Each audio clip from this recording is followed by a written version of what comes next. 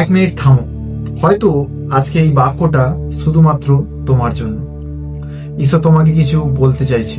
ঈশ্বরের বাক্য বলে, যিশায়ও তার 41:10 কাজেই তুমি ভয় করো না, আমি তো তোমার সঙ্গে সঙ্গে আছি, ব্যাকুল হয়েও না, কারণ আমি তোমার ঈশ্বর, আমি তোমাকে শক্তি দেব ও নিশ্চয়ই সাহায্য করবো, আর আমার ন্যায় ডান হাত দিয়ে তোমাকে নিশ্চয়ই ধরে রাখবো।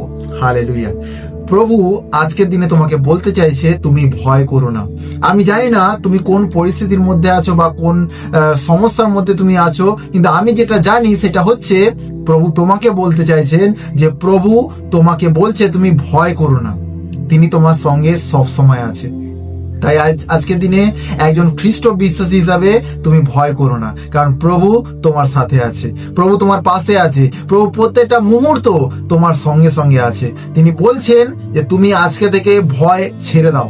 আমি জানি না যে তুমি কোনো ভয়ের মধ্যে ছিলে কিনা বা কোনো সমস্যার মধ্যে ছিলে কিনা, কিন্তু আমি যেটা জানি সেটা হচ্ছে জীবিত ঈশ্বর তোমাকে কথা দিয়েছে যে তুমি ভয় করো না, এবং তিনি তোমার সঙ্গে সবসময় আছে। তাই বিশ্বাসী ভাই, বিশ্বাসী বোন, ভয় করো না, সদাপ্রভু তোমার সঙ্গে সঙ্গে আছে, প্রভু যীশু খ্রিস্ট তোমার সঙ্গে সঙ্গে আছে। তাই বিশ্বাস থাকো এবং প্রভুর ওপরে নির্ভর রাখো যে প্রভু তোমাকে কোনোদিন ছাড়বে না। জয় যীশু।